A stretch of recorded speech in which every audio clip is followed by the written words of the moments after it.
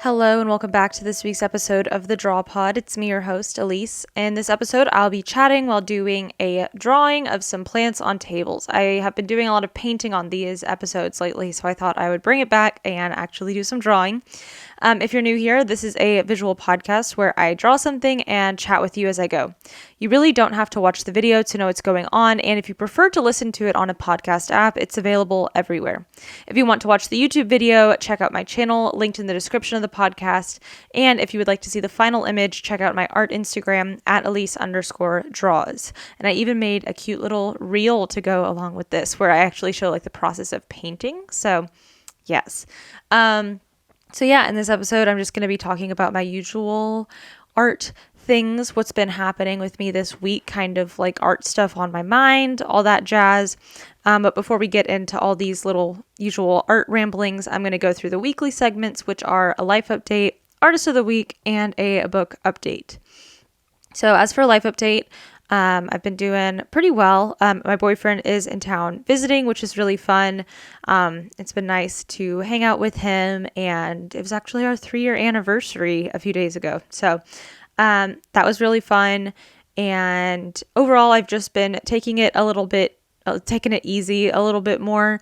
But I also have a large amount of things to do. I've found myself kind of in this cycle somewhat, or just in this situation where I have a lot of things to do and I feel like I'm overloading my to-do list, and so I'm like underperforming because there's too much stuff on my to-do list. I don't know if that makes sense, but that's been something that's been challenging lately. I am kind of trying to do too much, but it's all really fun stuff, and so I just kind of need to find the motivation and the time to do it, and maybe shorten my to-do list a little bit to have it all, make it all happen. Not sure. But yeah, I just have a lot of commissions to do. I have 3 pet portraits to work on, and I also have another separate animal related thing that I need to paint for a friend. So I need to do that. And then I also have, YouTube videos, podcasts to upload. I straight up do not have a YouTube video for next Tuesday yet. Like when you're listening to this, that video, it simply does not exist yet. I've recorded a few things, but oh my gosh, I was working on an Animal Crossing video, and I think I've mentioned it in the past few episodes, and it just was not working out at all. It was just not going well. I already messed up on one, like the one of like Timmy and Tommy, or the little raccoons in Nook's Cranny. So I started that over again, and I was just documenting all the process, and basically like the footage for that is not very usable. So some of it is though, and I've basically just decided to do like a town tour of my Animal Crossing town. It's not in the shape I want it to be, but it's fine. And then I'm going to also include the footage of me working on that one painting that turned out well. But that was very frustrating, and that happened a few days ago, and yeah, that was the whole thing. And then I have some footage for a video about like how I started filling up sketchbooks. So it's just everything needs to be edited. And I'm like, I don't even know if I want to edit these 2 videos for this video for Tuesday. Who knows? I might hit you with another studio vlog and have it be 3 studio vlogs in a row, which they seem to get a decent amount of watch time. So I'm assuming that means people enjoy it. Let me know if you enjoy them. But yeah, that's kind of my YouTube update. I've also been doing a lot of job applications and actually getting into the swing of that, making it happen. I actually am somewhat in a rush to record this podcast because in 30 minutes exactly from now, I will be getting a call from this place that I could potentially be interning at. So yes, need to get this podcast done. But yeah, job applications have been going fine. I'm kind of in a better headspace with that. I've just had to figure out how to think about it and how to get it done. I don't know. If I were able to like go to a coffee shop or something, that would be great, but things are not really great in Texas right now. So I have to find ways of working to motivate myself to fill out the applications and work on other professional development related things. I think I want to get certified in a few things here and there, like HubSpot or something. Anyway, But yes, overall, lots of filming and editing to do. So much art being made, lots of art being made. Maybe I need to take a break in some way soon, but I kind of feel like right now is my break, but it shouldn't be my break. I don't know. I'm rambling. I also want to mention that I'm very excited about some frames that my mom and I just purchased. We just needed to frame some stuff around our house, and also in my room, I have acquired 5 alligator related prints and artwork. And I'm so excited to finally hang them up in my room and have my little alligator wall and just keep collecting alligator art. And then I got my 5th piece that I don't have a frame for yet, but I need to get one for my friend Kate, who I believe is a listener of this podcast / watcher of my YouTube channel. I think you're amazing. I love this little alligator that you drew, or did you paint it somewhat? I can't tell, but it's really cute. I love it. So thank you, Kate. And now for my artist of the week. It is Dan Gluibizzi. Not sure totally how to pronounce it. But he is an artist on Instagram. I am not totally sure what his handle is. I will obviously link it in the description of the podcast. You should absolutely check him out.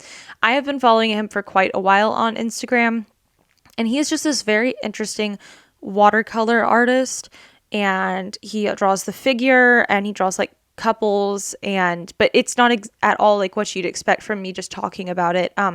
Really recommend checking it out. And I think he's just doing such interesting things with like line and color and everything. So yes, check him out. I am very inspired by his work. And then as for my book update, I finished the book Maybe You Should Talk to Someone. It was really good. It was my first 5-star book of the year. Or no, I guess Educated was my first 5-star book of the year. But Maybe You Should Talk to Someone was really good. As I've mentioned before, I've kind of talked about it a little bit, but it's about a therapist and some of her clients, but then also the therapist's therapist. And it was just it read like a fiction book, but it was like real life, but it's like a memoir, but like not quite. Anyway, I definitely recommend it. And then I'm also still reading Range, which I complained about last week. It is getting better somewhat. I haven't been doing a lot of reading this week anyway, just because I've been spending time hanging out with my boyfriend, but I did start reading Range more, and maybe just because I'm focusing on it actually. Instead of like reading 2 books at once, I'm actually able to enjoy it a little more. It's still kind of long, dry nonfiction with a lot of examples, with way too many examples. But it's getting better. And if you didn't tune into last week's episode and hear this, it's basically a book about like generalists and people who don't just like niche down or specialize into one thing. I definitely identify with that. So yeah. And then I have a bunch of other books on my reading list, but I kind of think I should focus on finishing Range first. And yeah, I think it's The Vanishing Half is one of the books that I have to read, and then like 6 of Crows. I could be very wrong. But I think I have a lot more like fiction books coming up, on my reading list. So that'll be fun. I'm very excited for that. And then now for the specific episode topic of the week. Well, I still have this listed here. I probably talk about this every week. This is how it used to be structured, but I'm just going to get back to my art rambling time of the episode. Why plants on tables for this drawing, you ask? I don't know. I love plants on tables. I think they're really fun to draw. I think they combine my interest in like kind of architecture and spatial kind of like design, interior design. They combine that with plants, which are really fun. And I am still trying to figure out how I like the art that I make when I make like kind of wiggly wobbly architectural structural designs and like paintings and stuff, but they still look a little like amateur in some ways, but I feel like I'm working on figuring them out. I don't know. You can see a lot of other examples of that on my Instagram, but this is kind of in the same vein as that, although this is a little more like illustrative and more patterny, and I really like it.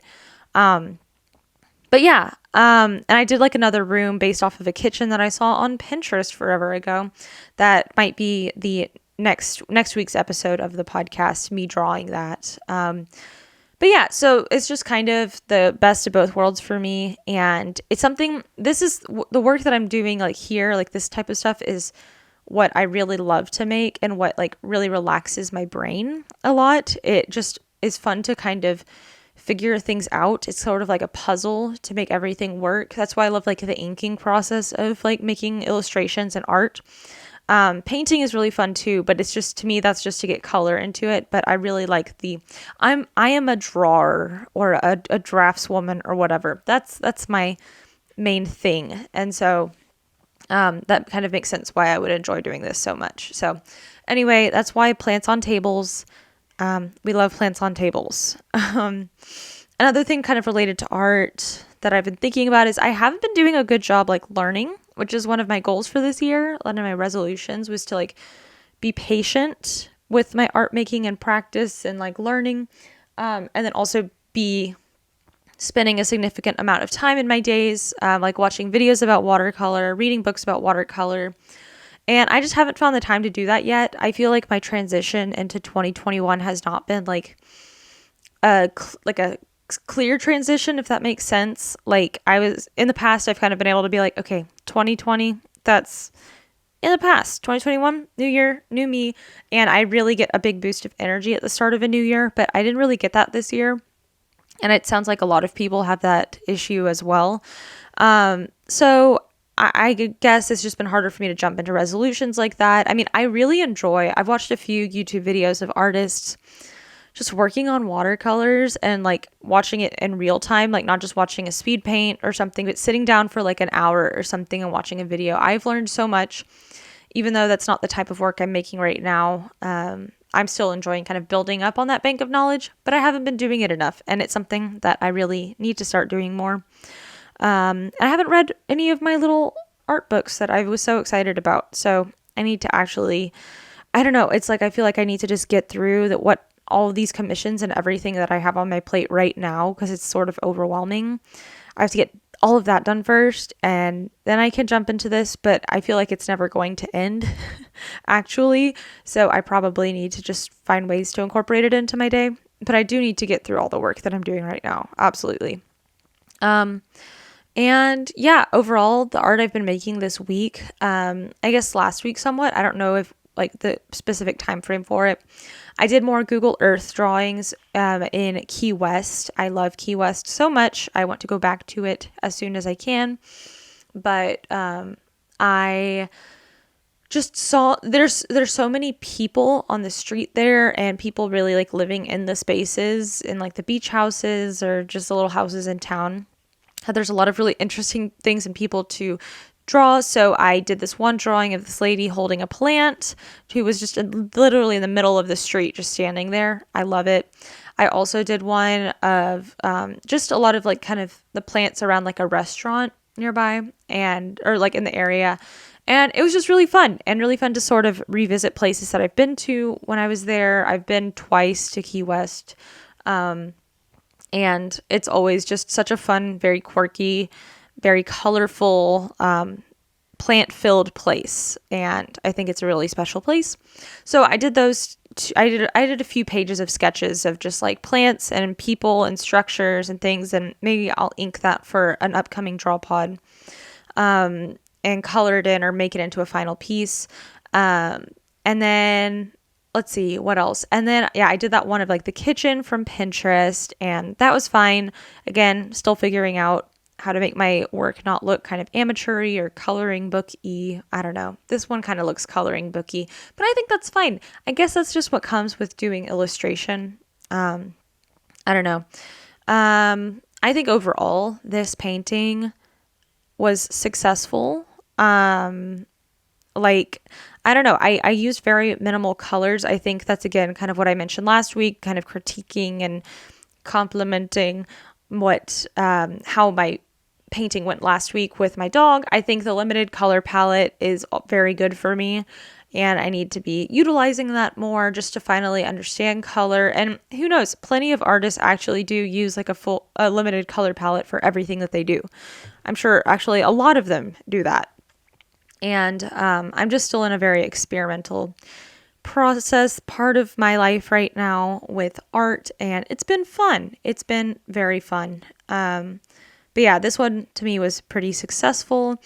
if I were to change anything about it, I want to find a way to be able to like do a flatter wash on the, like, for the background of a watercolor without it being really splotchy.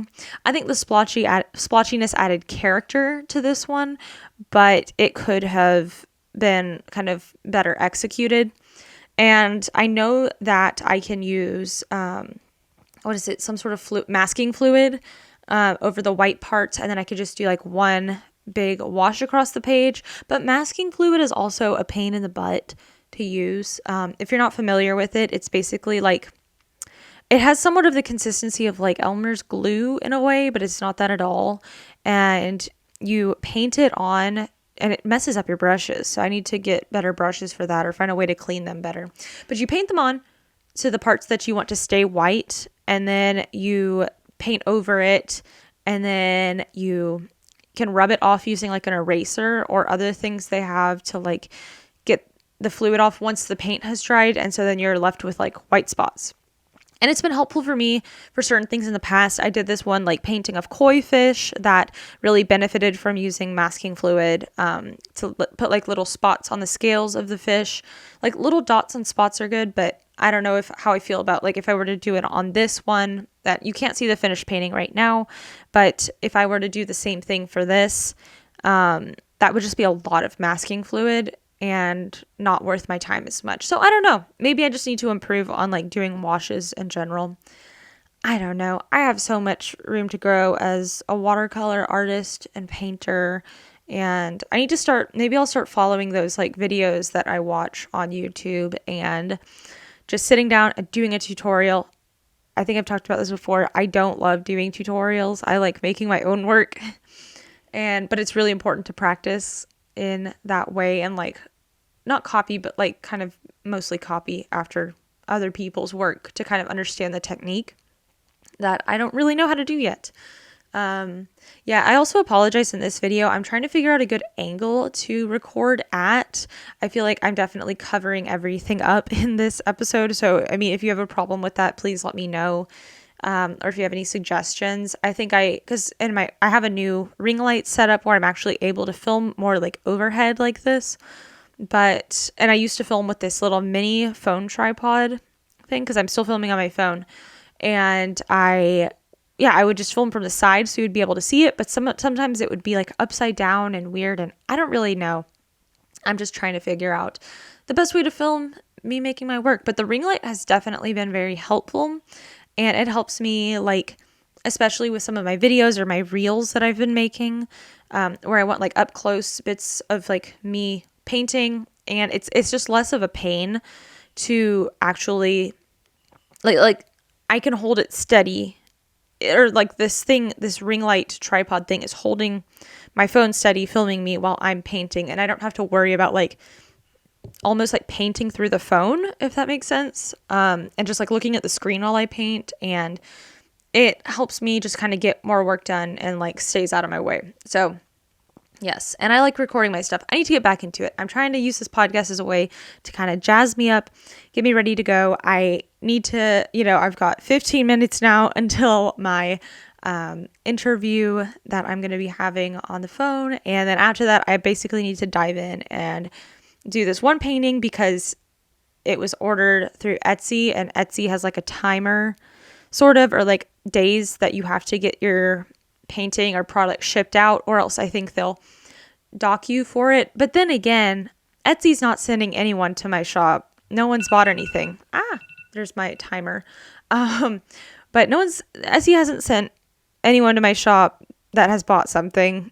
So I'm still going to get it done. I need to get it done. I need to get these things done. I'm painting a dog for this thing that needs to be sent out. And then for my friend, I'm painting 2 lemurs, which was very funny how that conversation went. Just like, she was like, oh, by the way, do you paint lemurs? And I was like, well, I have actually painted a monkey before. So anyway, now I am ending up painting a gift of painting 2 lemurs and with a pink background. It's going to be really cute. I already love how the pink turned out from like the colors that I mixed. And I'm at the point where I'm using acrylic gouache to paint the backgrounds of my pet portraits, but I'm using the I'm using regular gouache for the actual portraits, and I think that works great because the acrylic gouache doesn't budge with water, and so it's a great background color. And then I can go in with my other gouache and blend and not worry about it blending in too much with the background, like the actual portrait of the pet. So that was a good tip that I figured out. Let me think. Anything else? The only other thing I wanted to talk about was that for the reference images of this drawing and painting that I did, I went on Pinterest and Instagram, I think, and I just found these scenes. I always save scenes of interiors onto my Instagram saved section or whatever, and then I need to organize them into collections. And then I'll just take one potted plant from one place, or take one table from one place, and then some of these are just completely made up.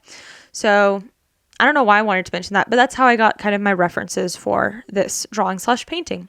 So anyway, I am going to prepare in the next 10 minutes for my interview that I have. But thanks so much for listening to this week's episode of The Draw Pod. I appreciate you. I appreciate your ears and your time.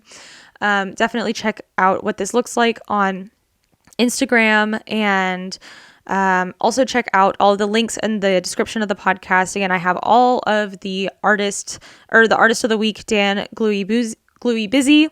I have his link there and everything. Okay, cool. Well, I'll talk to you on Tuesday if you want to watch my next YouTube video, or if you're just here for the podcast, I'll see you on next Saturday for the next episode. Bye.